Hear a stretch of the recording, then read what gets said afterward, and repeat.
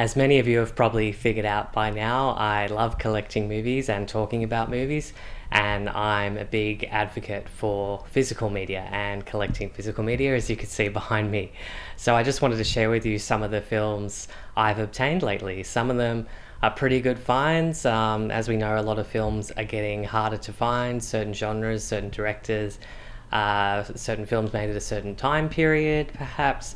So I just wanted to share with you some of the ones that I've bought. So there's a couple here that are quite old. Some of you might know them, but if you can see behind me, you can see I've got a little Hitchcock collection there and a couple of spots missing, and that's because I found some of his earlier films. This one is Rebecca. It's a fantastic picture. It's in black and white. It has stars Joan Fontaine and Gregory.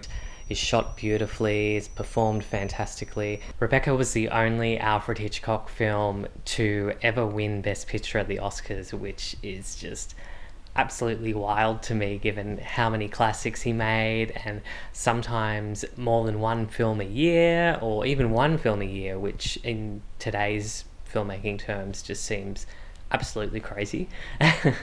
But the performances are what really makes this one. Joan Fontaine's anxiety in this and her just confusion is just incredible, and Laurence Olivier originally didn't want her to play the leading female role in this movie, but having said that, his performance is also good. The stoicism, the mystery, in a true Hitchcock style, not knowing who's bad and who's good, and yeah, the twists and turns are fantastic.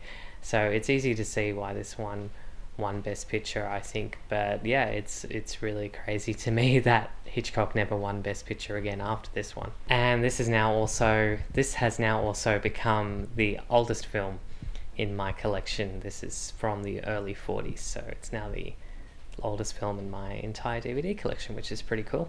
And that brings me to another Hitchcock film from 1945 that I found at a secondhand store, Spellbound, which stars Ingrid Bergman and Gregory Peck, which are two major Hollywood film stars also from that time period, so the 1940s. This is also really classic Hitchcock stuff. It's in black and white. It's got great performances from the two leads. This one is kind of more of a psychological thriller than something involving murder. However, there is little bit of murder involved. And what I found really cool in this one was there was this awesome dream sequence which was designed by Salvador Dali, which back then in the theatre would have looked incredible. It still looks incredible today. I also love the use of a first-person shot that Hitchcock uses towards the end of the film, where a character is holding a pistol, and it kind of reminds me of first-person shooters in video games in contemporary times. So I wonder to myself whether that was sort of an inspiration for what was to come, and whether Hitchcock was thinking way ahead of his time.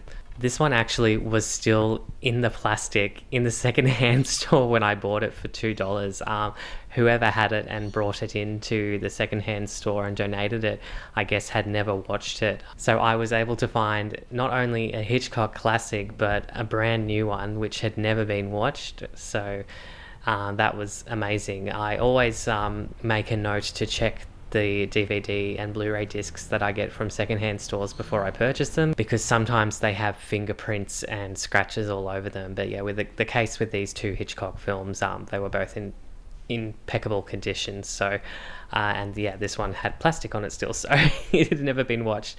But yeah, great finds, these two, and amazing watches, and I hope I can find more Hitchcock ones in the future.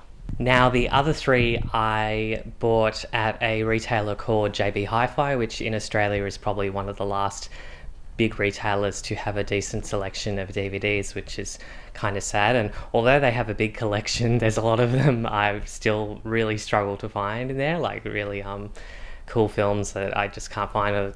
John Carpenter films from the 90s is a big example of that. They're so hard to find in Australia, but this week JB Hi-Fi had a buy two get one free sale on horror films. So I managed to get a copy of Pearl on Blu-ray which many of you might know is a recent film from Ty West and the second part of a trilogy. So the X trilogy, X being the first one, Pearl being the second, and Maxine, which just came out in theaters, being the third one.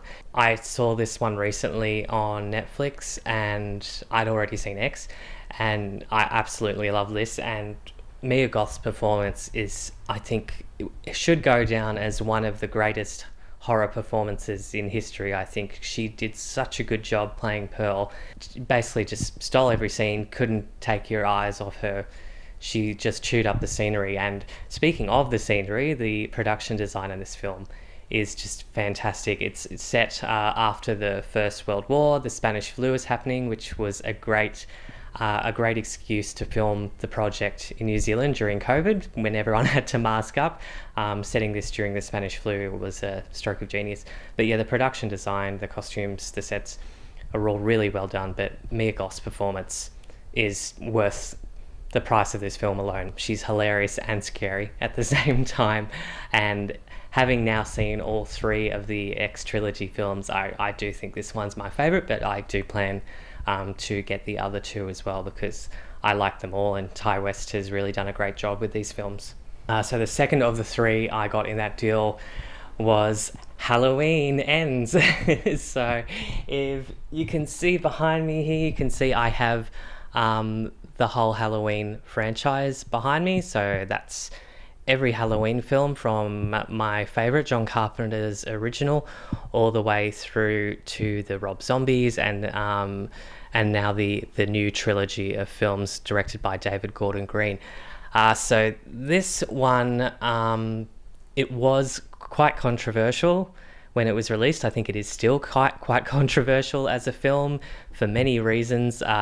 Mostly to do with the character of Corey having such a big role in the film, and Michael Myers and Laurie's story kind of being swept aside. I think if it was a regular horror film and not part of the Halloween franchise, it actually would have got a lot more better received by fans and critics. Because it's quite well done. It's scary, it's violent, it's well written. The death scenes are pretty cool.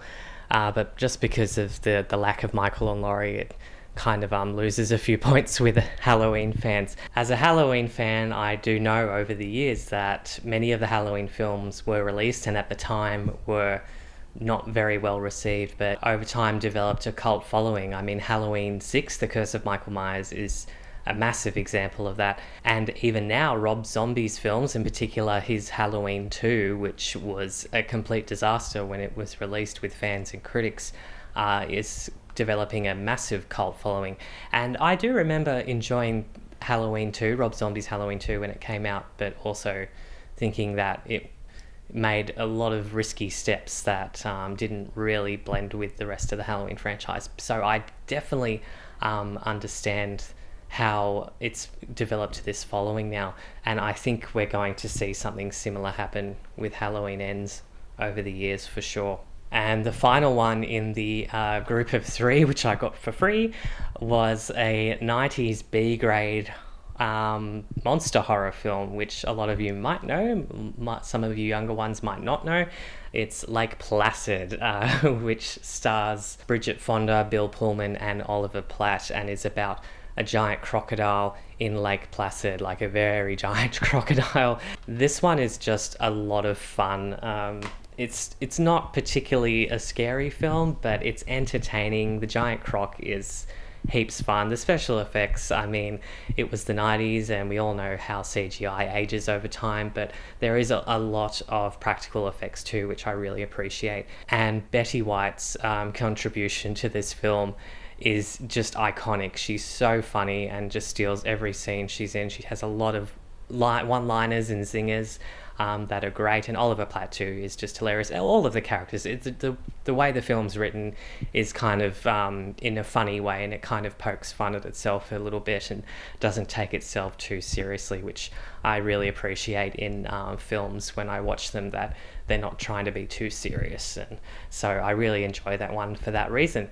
So I hope you've enjoyed this video and that you're collecting movies still like I am, and please let me know if there's any rare ones that you've come across, and I'll let you know when I find something that I really love. Thank you, and like, share, and subscribe if you want to see more content, and I'll see you next time. Bye.